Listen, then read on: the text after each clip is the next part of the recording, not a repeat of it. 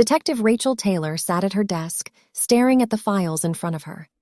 There had been a string of robberies in the city, and they all seemed to be connected to an antique store on the outskirts of town.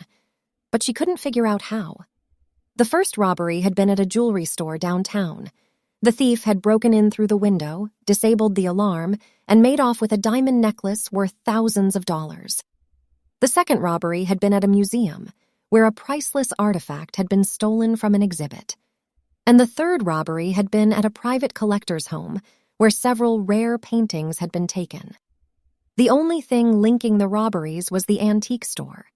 Each of the stolen items had been traced back to the store, but the owner, Mr. Wilson, had claimed to know nothing about the thefts. Rachel knew there had to be something more to the case, but she couldn't quite put her finger on it. She decided to visit the antique store and see if she could find any clues. As she walked into the store, she was struck by the sheer volume of antiques on display. There were shelves upon shelves of items, from antique furniture to old books and paintings. She approached Mr. Wilson, who was sitting behind the counter. "Mr. Wilson, I'm Detective Taylor. I'm investigating the recent robberies in the city, and I believe they may be connected to your store. Can you tell me anything that might be helpful?" Mr. Wilson looked surprised but composed himself quickly. "I'm afraid I don't know anything about the robberies, Detective. My store is open to the public, and anyone could have come in and purchased the items legally."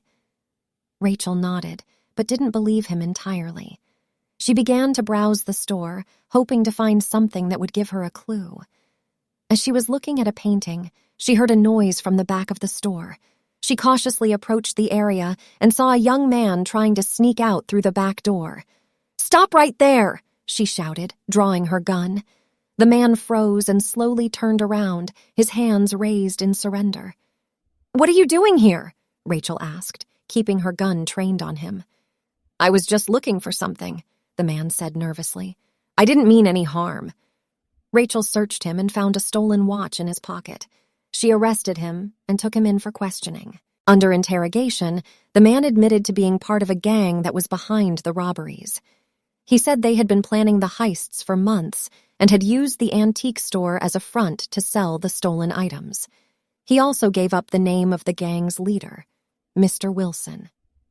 Rachel was shocked, but not entirely surprised. She realized that Mr. Wilson had been using the store as a cover-up for the robberies, and had been using his connections in the antique world to sell the stolen items. She knew she had to act fast to catch him. She and her team raided the antique store and found evidence linking Mr. Wilson to the robberies.